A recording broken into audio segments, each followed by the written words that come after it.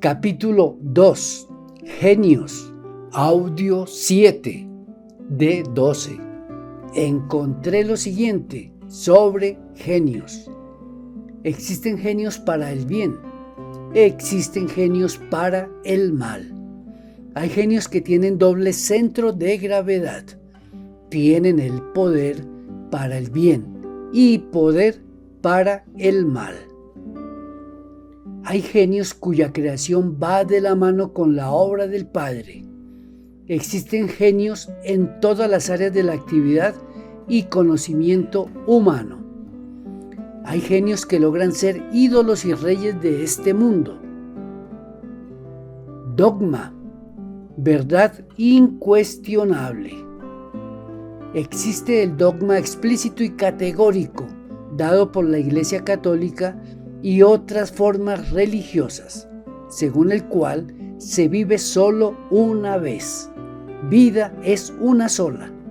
Fundamentados en este dogma, se nos enseña que los dones y virtudes, como también los terribles defectos físicos, las más crueles y mortales enfermedades físicas, mentales, nacer en la riqueza o en la miseria, nuestro pensar, sentir y actuar está determinado por Dios, porque Dios así lo quiso. Esta enseñanza generó en mí un conflicto muy grande. Esto me llevó a estar peleado con Dios, con la ley divina. Por mucho tiempo estuve terriblemente indignado con lo que me parecía una terrible injusticia de Dios. Con base en el dogma vida es una sola, se han construido los fundamentos con los cuales hemos creado nuestra cosmogonía, y es muy aceptada la máxima que dice: vida es una sola y es para gozarla. La vida es un carnaval, significando con esto que se justifica usar y permanecer dándole gusto a nuestros bajos instintos para vivir la vida en total plenitud. Desde la visión, vida es una sola, a nosotros no nos asiste responsabilidad ni mérito, ni culpa por el estado en que nacemos, por eso que somos. Desde la perspectiva que sí existe la reencarnación, nos asiste una enorme responsabilidad por lo que somos, sea en el bienestar, sea en el triunfo, sea en la enfermedad, sea en el fracaso. Así como no es posible comprender los misterios de la muerte cuando se trabaja con cadáveres, ni tampoco es posible conocer los misterios de la vida al recibir las criaturas que vienen a este mundo, el tiempo y la experiencia tampoco es el camino para comprender los misterios de la vida, de la muerte, de la sexualidad. La vejez y el cúmulo de experiencia no es sinónimo de sabiduría. El tiempo y la experiencia son parte de la mecánica de la creación, y esta nos puede llevar por el camino que nos fosiliza, que nos hace más obtusos, más tercos, más graníticos, más caprichosos, menos disponibles a la verdad. Esa famosa frase que dice: quien no conoce la historia está condenado a repetirla, resulta ser falsa cuando no se ha cultivado la comprensión, pues cuando uno se autocalifica de bueno y justo, encuentra muy placentero hablar del historial criminal de la humanidad, de la maldad de los demás. Disfruta, siente placer indignándose con la locura, con la maldad ajena. Y este es uno de los pasatiempos favoritos de los buenos. Cuando en uno existen los yoes del crimen, de la violencia, de la maldad, del delito, encuentra inspirador, siente placer, se nutre con los grandes éxitos literarios, televisivos, cinematográficos, que se realizan con base en los hechos históricos, criminales y reales. Para quienes emprendemos el camino de la autorrevolución, estas obras nos sirven de espejo para autodescubrirnos. Hay hechos que demuestran que conocer la historia no es el camino para evitar repetir el error. En la historia conocida de la humanidad, son muchos los eventos documentados que nos hablan de los más inhumanos crímenes, de las más dolorosas tragedias humanas, justificados en el fanatismo religioso. Sin embargo, esto no ha impedido que en nuestros días se repita la historia. En el ser humano, el derecho a la vida y a la libertad son dos derechos fundamentales. La historia nos cuenta la manera inhumana, brutal, como el ateísmo materialista, el marxismo, el leninismo, el comunismo, ha justificado la muerte, el sometimiento, la pérdida de libertad de millones de seres humanos. Sin embargo, y a pesar de conocerse esta realidad, son millones de seres humanos que se identifican con este pensamiento, que encuentran en este sistema la mejor opción para desarrollar el mejor bienestar para el ser humano. La historia también nos cuenta del fracaso de todas las guerras contra todas las adicciones, y esto no ha impedido que hoy seamos testigos, víctimas y o victimarios de la guerra a las drogas prohibidas. Existe el río de la vida, donde se desenvuelve la mecánica del nacer, crecer, reproducirse, triunfar, fracasar, sobrevivir, gozar, sufrir, envejecer y morir. En el río de la vida nace, crece, se fortalece y prolifera el ego con sus yoes buenos y sus yoes malos. El río de la vida se puede simbolizar con una línea horizontal. También existe el camino estrecho y difícil, que muchos lo buscan y pocos lo hallan. Este camino se puede simbolizar con una línea vertical. Los seres humanos, al encontrarnos en estado de inconsciencia, vamos por el río de la vida, donde se manifiesta y proyecta la energía mecánica inconsciente, que nos lleva y nos trae ciegamente, sin conocer los misterios de la creación y sus leyes, sin conocer los misterios de la vida y de la muerte. Cuando emprendemos el camino estrecho y difícil, se pone en acción la energía de la voluntad consciente, liberadora, revolucionaria, fundamentada en el anhelo de establecer en sí mismo los valores superlativos del ser, cuyo primer paso es cultivar todo aquello que enriquece y potencia la vida, la libertad y la buena salud. Este camino es el que nos lleva a desarrollar todo el potencial ético, los valores superlativos de nuestro ser, que nos permite conocer los misterios y leyes de la vida, de la sexualidad, de nuestro mundo psicológico, de la muerte. Este camino es el que nos conduce a reconquistar nuestra alma, a poseerla. Jesucristo nos dice: en paciencia poseeréis vuestra alma. La línea horizontal del río de la vida y la línea vertical del camino que conduce a la libertad están unidas. La línea vertical surge de las entrañas del río de la vida. Estas dos líneas forman el símbolo de la cruz. En el punto de unión está el instante eterno, el aquí y el ahora.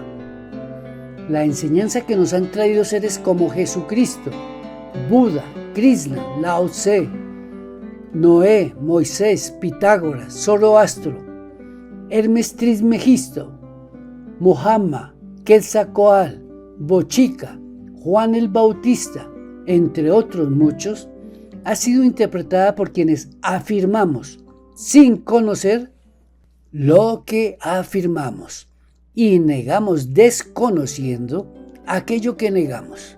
Estas interpretaciones se han impuesto para crear los miles de falsas religiones y la cosmogonía oficial.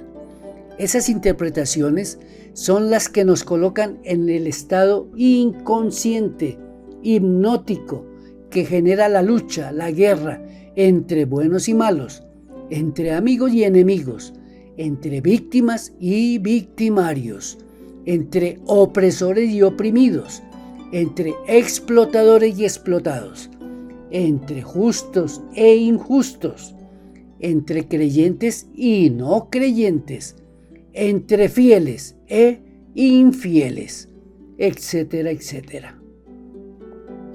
Tanto los buenos como los malos somos el resultado de ignorar cómo funciona la mecánica de la dualidad, la ley de los opuestos, cómo funcionan las leyes creadoras. Tanto los buenos como los malos somos dos caras de la misma moneda.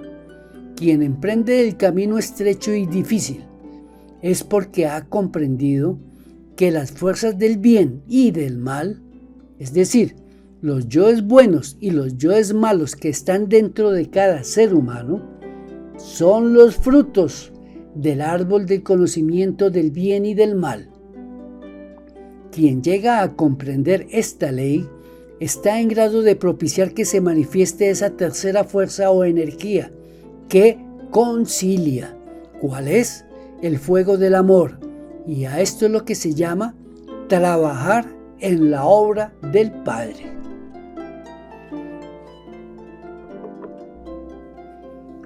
Quien emprende la línea vertical se pone en camino de vencer la mecánica dual, se pone en camino de vencer las potencias del bien y del mal, emprende el camino que conduce a ese reino del que nos habla Jesucristo y que está más allá del paraíso, del Edén, más allá del bien y del mal. Las falsas religiones, los falsos espiritualistas, las falsas filosofías, la falsa ética, la moral, han propiciado el cultivo del bien y del mal, fundamentados en que la aspiración más elevada como seres humanos es aquella de ser buenos, y efectivamente lo han logrado. En el imaginario colectivo no cabe duda que la inmensa mayoría de la humanidad es buena y solo unos pocos somos los malos. Lo que sucede es que existe una inmensa mayoría de buenos, muy buenos, que a pesar de poseer buenos valores, a pesar de ser muy generosos, caritativos, filántropos, a pesar de ser muy religiosos, espiritualistas, están al servicio de la dualidad, pues promueven todo aquello que va en contra de las normas y leyes del Creador, es decir, todo aquello que va en contra de la vida, la libertad y la buena salud.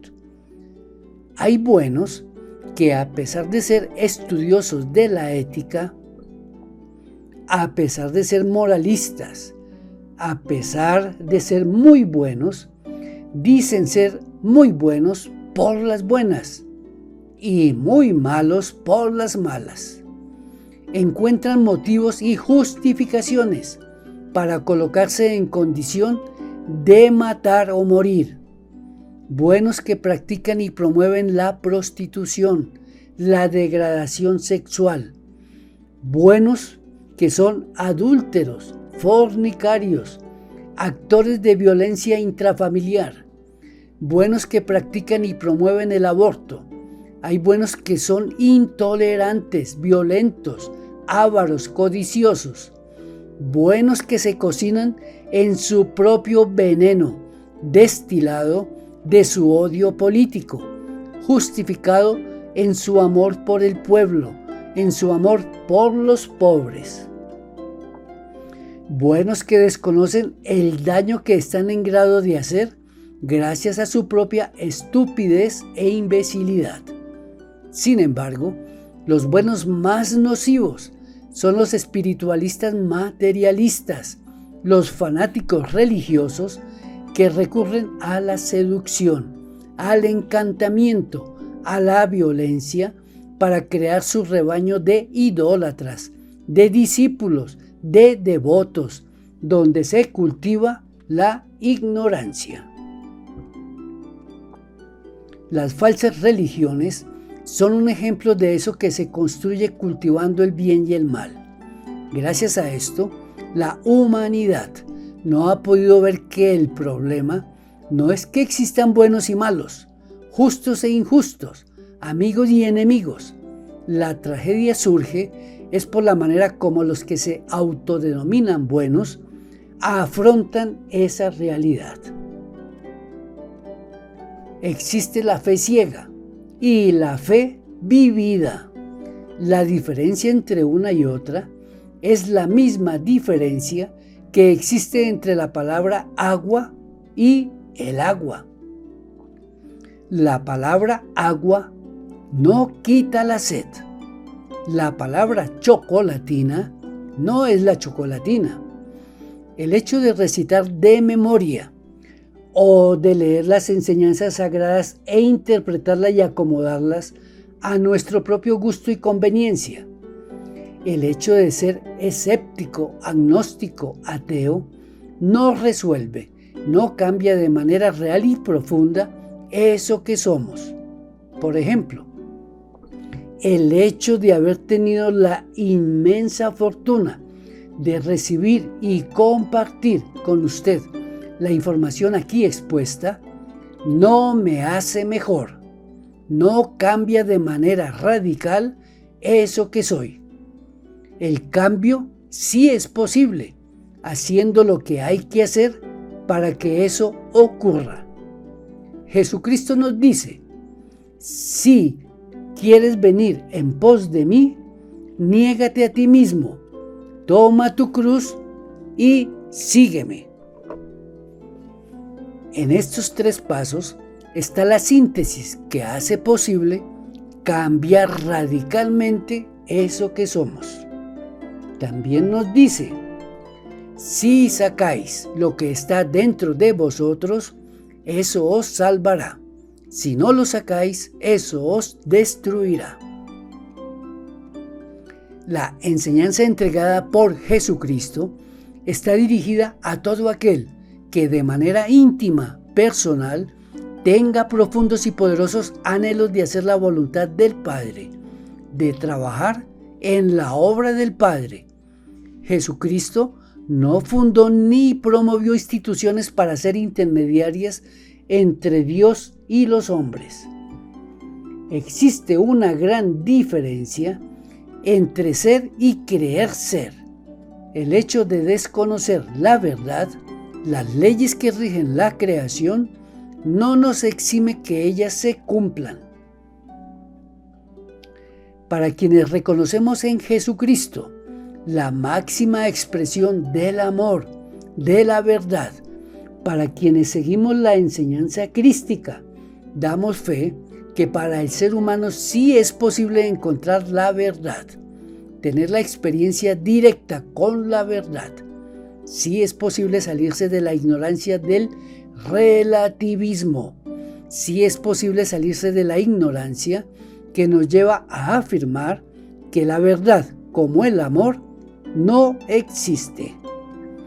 Para el ser humano sí es posible conocer el camino que hay entre el espíritu y la materia, y el camino de regreso de la materia al espíritu. Mas eso no se logra por el solo hecho de colgarnos un Cristo de oro en el pecho, adorando el Cristo estatua, recitando las Sagradas Escrituras. Eso solo es posible si propiciamos que nazca Jesús el Cristo en el establo de nuestro corazón. Existen varias mentes y muchos estados mentales. En esta síntesis, referiré solo lo concerniente a la mente sensual o subjetiva y a la mente superior u objetiva. La mente sensual o subjetiva se fundamenta y se nutre con la información recibida a través de nuestros 5 sentidos: vista, oído, tacto, olfato y gusto. La razón y el intelecto, al servicio de la mente sensual o subjetiva, que es la expresión del ego, están en grado de desarrollar las más brillantes teorías, bien sea para afirmar o negar en relación con aquello que está más allá de su propia órbita.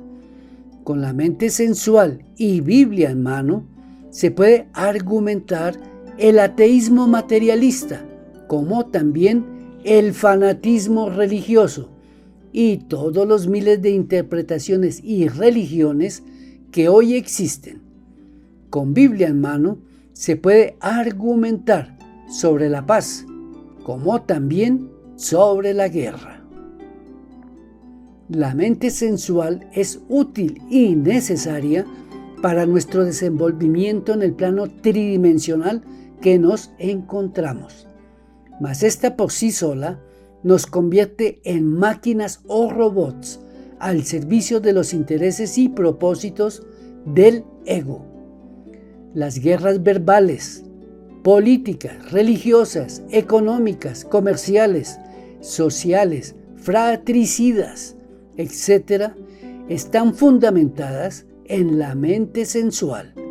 La mente sensual es la que nos pone en la condición de negar lo que no conocemos y de afirmar aquello que desconocemos. Quienes desarrollan y promueven el poder mental lo hacen con la mente subjetiva, cuyos máximos poderes son los falsos prodigios, propios para espectáculos. La mente sensual se alimenta y se fortalece en el ámbito familiar, social, laboral, educativo y religioso. El equilibrio creador es posible con la presencia de la mente superior u objetiva. Esta se fundamenta y nutre con aquellos sentidos que están presentes y latentes en todo ser humano, como son la clariaudiencia, clarividencia, imaginación, intuición, inspiración, telepatía, entre otros, pero que están atrofiados por falta de uso. Estos sentidos son atributos y virtudes de nuestro espíritu, de nuestra alma, de nuestro ser, y los puede desarrollar todo aquel que quiera y aún tenga la materia prima para hacerlo, para renacer del agua y del espíritu. La mente superior u objetiva es la que nos saca del triste y lamentable escenario de la simple teoría, de la tesis y la antítesis, de la creencia ciega. Es la que nos permite palpar esa realidad del mundo de las causas. Es la que nos pone en condición de ver, entender y comprender los misterios de la vida, de la muerte, de la sexualidad, de nuestra psiquis, de las enseñanzas crísticas.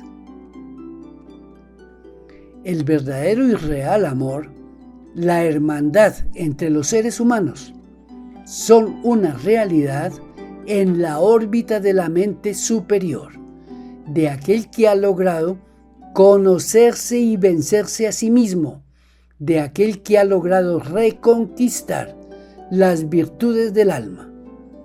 Amable lectora, amable lector, me permito compartir con usted la información que encontré sobre la reencarnación, aclarando nuevamente que mis posibilidades y propósito es la de expresar en términos elementales lo que nos acerca a esa realidad. El hombre, en su original estado de ser hecho a imagen y semejanza del Creador, en su estado edénico, los rigen determinadas leyes, entre ellas la ley del amor y de la inocencia. Para quienes somos hijos de Adán y de Eva, es decir, que somos hijos de la carne y no del espíritu, para quienes somos hijos del ego, para el hijo pródigo, lo cobijan más leyes. Nuestro Creador nos dice, abro comillas, si comiereis del fruto del árbol del conocimiento del bien y del mal, pereceréis. Cierro comillas. Si el alcohol envenena nuestro cerebro, nos embriaga, nos coloca en un mayor estado de inconsciencia, la fornicación nos hace perder la condición edénica. Al entrar al estado en que nos encontramos, nos cobija la ley de retorno y recurrencia. Nuestra esencia, nuestra conciencia, por ley le corresponde tener un determinado número de oportunidades, de contar con un vehículo o cuerpo físico, con el objetivo de realizar su propia obra. La conciencia, al estar atrapada e encarcelada por el ego, se sume en el más profundo de los sueños. Esto nos pone en la condición de ir y venir, repitiendo la misma película, agregando en cada existencia nuevas causas y consecuencias, nuevas pinceladas de manera inconsciente y mecánica a nuestra propia obra. La ley de retorno y recurrencia es diferente a la ley de reencarnación. Quienes reencarnan son aquellos que han avanzado en el camino de conocerse a sí mismo, de negarse a sí mismo. La reencarnación es para el hijo pródigo que ha emprendido el regreso voluntario y consciente a la casa de su padre. La reencarnación es para aquellos seres de luz que por misericordia vienen a auxiliarnos, a entregarnos el conocimiento que nos libera del río de la vida. La ley de retorno y recurrencia es para quienes seguimos ciegos, fascinados, hipnotizados, encantados, atrapados por este mundo, para quienes nos sentimos orgullosos de nuestra propia obra egoica, para quienes defendemos nuestro sagrado derecho a permanecer en la ignorancia y le damos gracias a Dios por ella, para quienes afirmamos sin el menor asomo de duda que vida es una sola y es para gozarla. A pesar de todas las evidencias, el ego se niega a aceptar la existencia de otras dimensiones, de otros reinos. Esto nos hace muy difícil comprender la ley de retorno y recurrencia. Para el ego, lo real es solo aquello que se puede percibir con nuestros deteriorados 5 sentidos. Mientras no estemos en grado de comprender la existencia de otras dimensiones, de otros reinos, nos será muy difícil descubrir que nuestro cuerpo físico es tan solo un vehículo de expresión de esas realidades que se encuentran en otras dimensiones. Nosotros, por tener nuestra conciencia atrapada y dormida, creemos que no elegimos a nuestros padres, hermanos, familiares. Nosotros, de acuerdo con nuestra propia obra, creamos las condiciones para definir a dónde, con quiénes y de qué manera retornaremos. De acuerdo con nuestra propia obra, los ángeles de la vida, cumpliendo la ley, nos asignan el lugar y las condiciones de nuestro retorno a este plano de la existencia. Nuestro cuerpo físico es como un vestido hecho sobre medidas. Nada en la creación está por casualidad, por accidente. nuestros padres, nuestra familia, el lugar donde nacemos, es lo que por ley nos corresponde. Si bien también es cierto que existe la ley de accidentes. El ego se expresa a través del cuerpo humano. Con mayor razón Dios, que es su creador. Así, para el ego, esto sea inconcebible, sea una blasfemia. Cada vez que estamos aquí en este escenario, cuando contamos con la inmensa fortuna y privilegio de tener un cuerpo físico, es nuestra gran oportunidad de corregir el rumbo, nuestro destino. Es la inmensa oportunidad para arrepentirnos, para liberarnos de este valle de lágrimas, como es llamado este mundo, por quienes han trascendido esta dimensión. Se nos dice, para el indigno, para el pecador, o lo que es lo mismo, para quienes desconocemos e incumplimos la ley, todas las puertas están cerradas, menos una, la del arrepentimiento. Solo el verdadero arrepentimiento nos abre la posibilidad de ser auxiliados por nuestro Padre y Madre que están en secreto. El hecho de haber caído en el conocimiento del bien y del mal no es impedimento para realizar la obra suprema de nuestra vida como seres humanos. Lo trágico es que estamos absortos, hipnotizados y muy amañados en este escenario tridimensional. Para poder subir es necesario bajar. A toda subida le precede una bajada. A toda exaltación le precede una humillación. Para pasar del estado de total inocencia al estado de plenitud consciente, es necesario transitar por el camino del bien y del mal. Para salirse de la ignorancia y conquistar la sabiduría, es necesario ir más allá del bien y del mal. Jesucristo nos dice, mi reino no es de este mundo. Conquistar ese reino no es algo que se nos dé de regalo. Si en nosotros no nace el anhelo, la necesidad, la sed de reconquistar el Edén, de saber quiénes somos, de dónde venimos y para a dónde vamos, no nacerá el interés por conocer la enseñanza entregada por quienes han hecho la tarea. Una de las primeras cosas que es necesario realizar es descubrir la enorme responsabilidad que tenemos en el manejo de nuestra existencia, en la construcción de nuestro futuro, de nuestro destino. Si estamos en grado de dar ese paso, podremos despertar la necesidad de explorar, investigar, estudiar, conocer y cumplir las normas y leyes que rigen la creación. Esta información corresponde al conocimiento, entre comillas, oculto, que lleva a la sabiduría.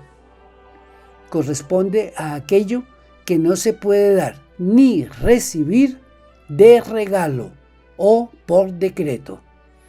Cuando se desconoce la verdad de los misterios de la vida, de la muerte, de la sexualidad, cuando se desconocen las leyes que rigen la creación, nos anestesiamos con el narcótico de la mentira, de la ignorancia.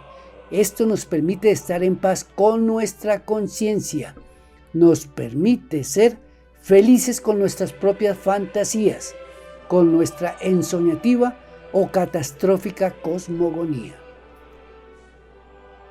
Cuando se nace en la ignorancia, en la esclavitud egoica, uno se pone al servicio de la ignorancia y de la esclavitud. Cuando se vive atrapado en las cadenas de la ignorancia, de la esclavitud, se pierde todo, se pierde hasta el anhelo de liberarse de ellas. terminamos amando esa zona de confort en que nos encontramos. Terminamos amando nuestra propia obra egoica, nuestro propio verdugo. Lo más triste y doloroso es sentirse libre cuando se es esclavo.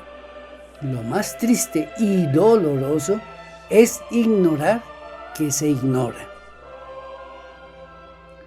Popularmente se dice que no hay funeral con trasteo. Todos los bienes materiales que se logran con tanto esfuerzo y sacrificio, aquí se quedan.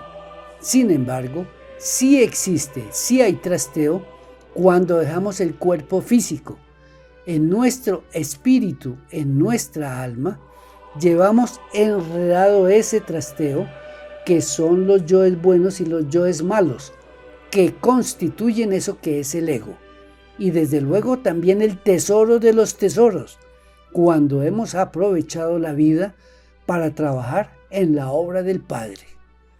Quien llega a conocer la ley de retorno y recurrencia, comprende por qué somos lo que somos, el porqué de un niño genio, de un niño prodigio, el porqué de un niño emprendedor, el porqué de un niño que ya sabe cuál es su proyecto de vida, el porqué de un niño asesino, de un niño suicida, el porqué de un multimillonario, el porqué de un Cristo, de un Buda, un Krishna, un Avatara, un profeta, etcétera, etcétera.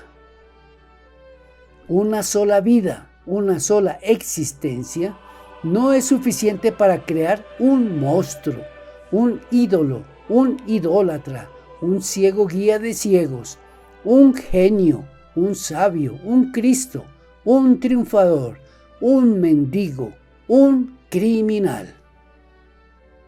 Una sola vida, una sola existencia, no es suficiente para demoler nuestra propia obra egoica. Una sola vida, una sola existencia, no es suficiente para construir, para realizar la obra de nuestro Padre.